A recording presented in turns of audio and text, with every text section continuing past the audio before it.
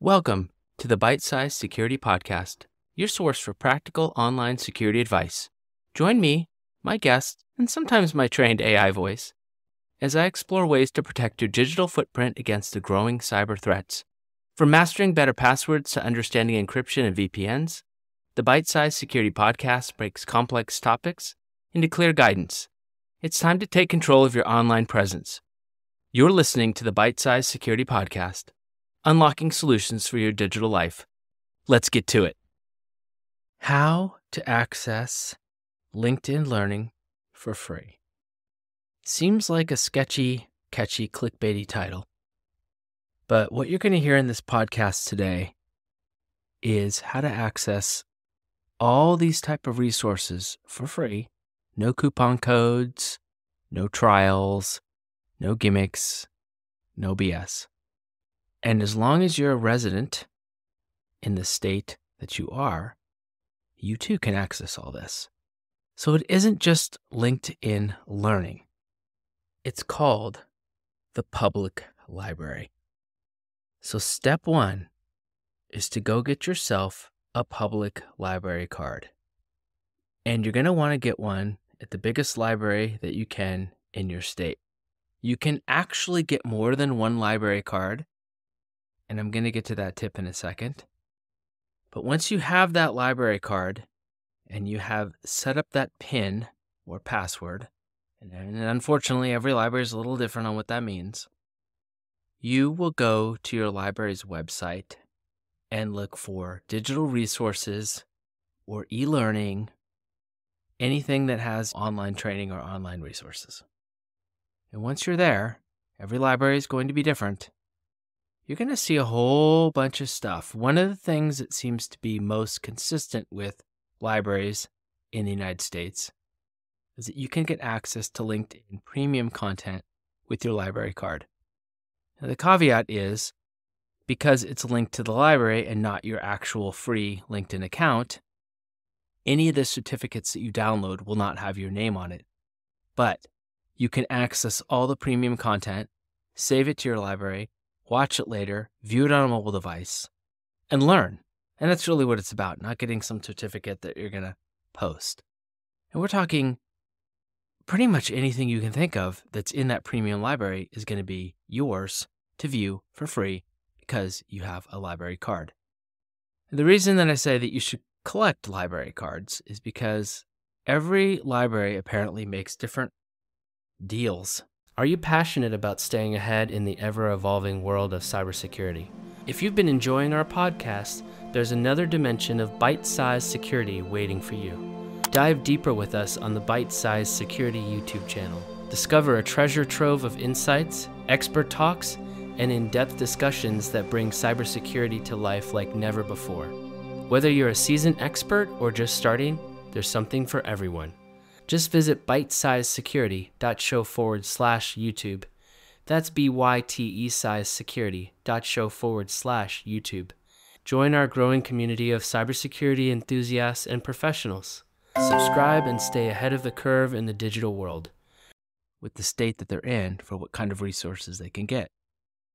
For example, San Francisco Public Library. I can get LinkedIn Learning there for premium for free. I can also get Udemy. That's right, you heard me. You can get the entire Udemy catalog for free there as well, among other things. But if I go over to the Contra Costa Library, I don't see Udemy, but I see Coursera. Yeah, that's right. The entire Coursera catalog as a California resident that I can get for free. Now, granted, they only have a number of licenses that they can do. So there's all kinds of these little weird hiccups with every library in your state that you're going to look at as to how much they actually have paid for and how much they can get. So in my case, Coursera, right now for California residents, is booked. But every Monday, I can go back and check because every 90 days, they look for people who haven't used it in 90 days and they drop them from the program and they open up more spots. Now, what can you get in Coursera? You can get that coveted Google Cybersecurity certificate that you hear about or that you've seen and take the entire 8 modules that would normally cost you upwards of depending on how long you did it, $300 plus dollars, because it's $49 a month to get access to Coursera. But with the public library card, you get it for free. You also get access to Libby, which is an app that you can download. And again, every library has a certain selection of audiobooks and books that you can check out for free and read and listen to on your mobile device. So like Audible, not as instant gratification because the library only has so many copies, but you can put things on hold and eventually listen to them. So the gist of this podcast, and I'm going to keep it short, is step 1, get a public library card. Collect public library cards. Log in to the public library website that you have and see what digital resources and or e-learning options you have. Because as I've just said, within 2 libraries of mine, I have access to LinkedIn Learning Premium, the entire Udemy catalog, anything on Udemy I can watch for free, and Coursera. Now with those 3 resources, depending on what your niche is, you can learn a ton about cybersecurity, from the basics to the advanced stuff, to hacking, to penetration testing, to different language programming, all at your own leisure, all online, and a lot of it with the mobile devices. It's just kludgy to get to, and it's a little difficult, and so most people aren't going to do it. Most people will absolutely never listen to a video if I created that would be more than 5 minutes on how to do this. So they're either not going to do it, or they're just going to pay for it. So while they're spending thousands of dollars to get these good, very good resources, you've already technically paid with your tax dollars, being a resident of your state.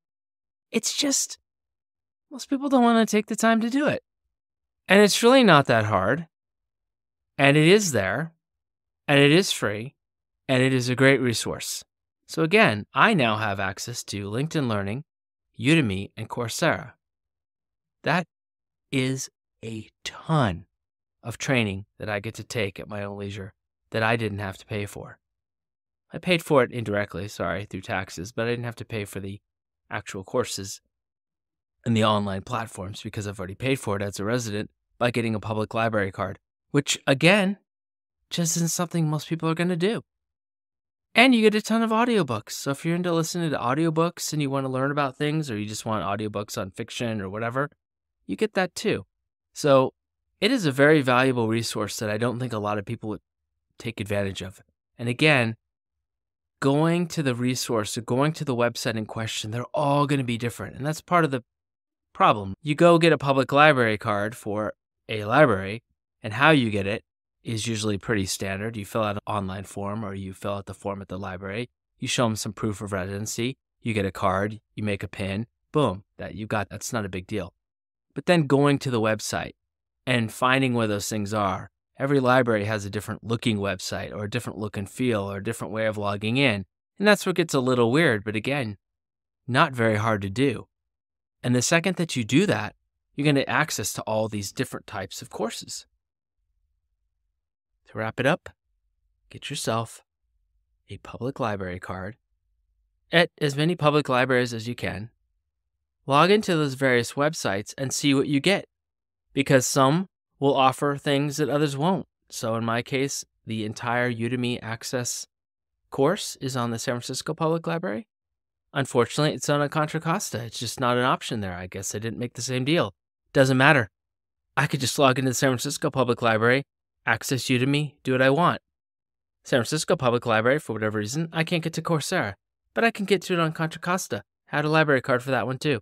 So I just log in there and I do the entire Coursera catalog. I also discovered some of these libraries will let you check out Hotspots. What? That's right. You can get a Wi-Fi wireless hotspot, in my case, for 21 days. I can put a hold on the mobile app, or I can put a hold on the website. And then when it's available, I go pick it up, and I get a 21-day pass to use a mobile hotspot for my phone or my laptop or wherever if I'm going around, and I just turned it in. I had no idea that I could get a mobile hotspot for free. That's insane. But hey, you get these little tips, you get these little tricks. Again, people just have short attention spans and they're not going to do this kind of stuff. I'm hoping that because you're listening to a podcast, you're working out, you're doing something, and you can actually absorb this information. And it will be that kind of a gem where you go, oh man, I did not realize I could do that. Thanks. Because if I can get you access to some type of training that's good for you, that you can get a better job or get a leg up in the industry or whatever you're doing, that's exactly what I want to do. Because you potentially have access to a ton of really valuable, high quality training. So go grab yourself a library card. And once you do, and once you log in, what I really want you to do is look in the show notes of this podcast and some of the other resources you'll have access to when you log in to your public library, depending.